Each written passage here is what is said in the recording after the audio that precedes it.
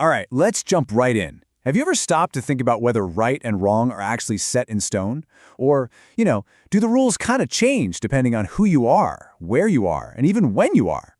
And that, right there, is the core question of ethics. In this explainer, we're going to unpack the two big competing answers: the argument for absolute, unbreakable moral rules versus the idea that, well, everything's relative. Getting a handle on this debate is absolutely key to figuring out our own moral choices and just making sense of this complicated world of ours.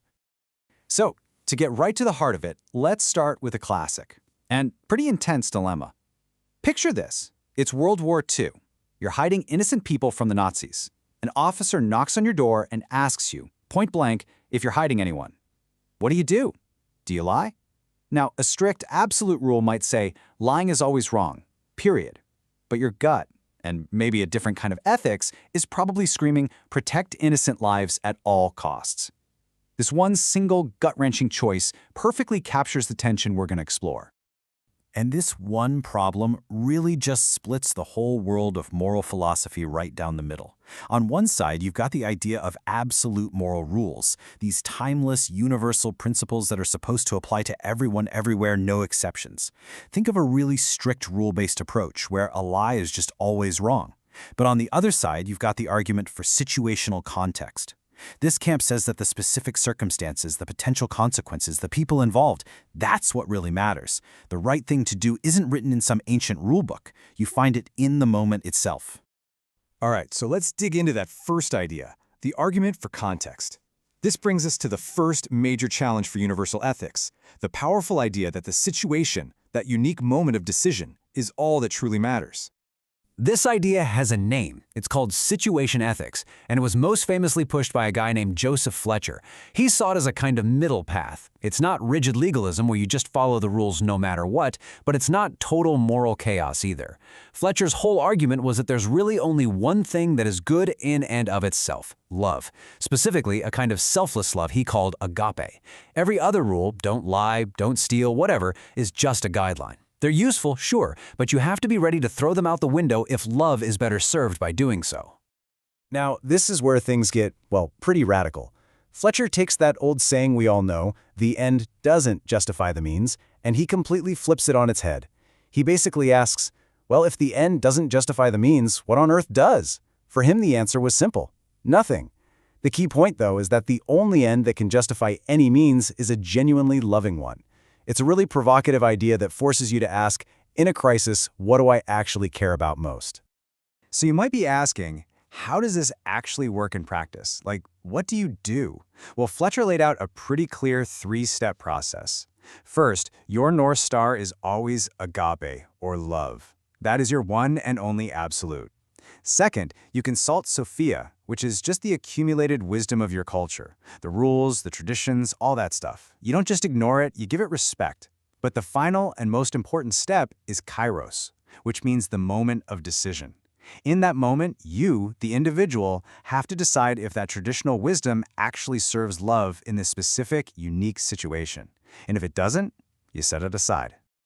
Okay, so that's the challenge from one person in one moment. But what happens when we zoom out? Like, way out? What if it's not just the moment, but your entire culture that shapes what's right and wrong? Let's move on to the second huge challenge, the claim that morality is basically just a local invention. I mean, the evidence for this seems to be everywhere, right? What's seen as perfectly moral in one culture is totally condemned in another. Think about polygamy, or different views on divorce, or even something as basic as how you care for elderly parents. These things are not universal. Anthropologists have found deep, undeniable differences in what various societies think is fundamentally right or wrong. So you have to ask, if morality were universal, how could you possibly explain all this diversity? This leads us straight to the theory of cultural relativism. This is the view that there just isn't any universal, objective, moral truth, period. Good doesn't mean anything more than socially approved in whatever culture you happen to be in. And if that's really true, then no culture has any right to judge another one. To go in and condemn another culture's practices would be a kind of moral colonialism, basically forcing your own local rules on them as if they were universal law. But is that the end of the story? Are we really just stuck in a bunch of separate, unjudgeable moral bubbles? Well, not necessarily. A sociologist named Morris Ginsburg looked at all this moral diversity and asked a brilliant question. Does it really prove that there's no common ground between us? Ginsburg's answer was a pretty firm no. He argued that all these variations we see don't automatically mean our core values are different. Instead, he thought they could be explained by looking at the different contexts people are living in. And he identified 6 key areas where these differences usually come from.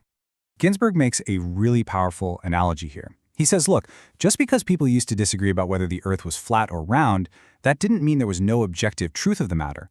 He argued the same thing applies to ethics. Our disagreements often come up not because our core values are different, but because our circumstances or our level of knowledge are different. And his framework breaks this all down into 6 contexts. So this table lays out Ginsburg's 6 contexts. Let's just touch on a couple of the most powerful ones. Think about the growth of knowledge. We don't burn witches anymore. Not because our core value about harming innocent people changed, but because our scientific knowledge grew. And we realized, there's no such thing as witches. Or think about applicability. The circle of who we consider a neighbor that we have a duty to has gotten bigger and bigger over the centuries. It used to be just our tribe, but for many now, it's all of humanity. The other contexts here show similar patterns. Our methods and our understanding change, even on our deep-down goals might not. Okay, and this all leads to Ginsburg's really big idea, the difference between first-order and second-order values. First-order values are the why. These are the universal human needs, like family stability, companionship, and raising kids. Pretty much all cultures share these.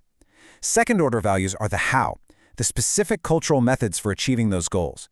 So one culture might use monogamy to achieve family stability, while another, like the Bantu society, might spread affection and companionship across a bigger kinship network.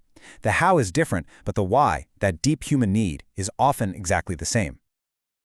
This opens up a really cool path forward. If different cultures are often just using different strategies to meet the same basic human needs, then we don't have to choose between forcing our way on them or just blindly accepting everything. We can actually talk to each other. We can learn from each other. This is the whole idea of a dialogue that goes beyond simple relativism.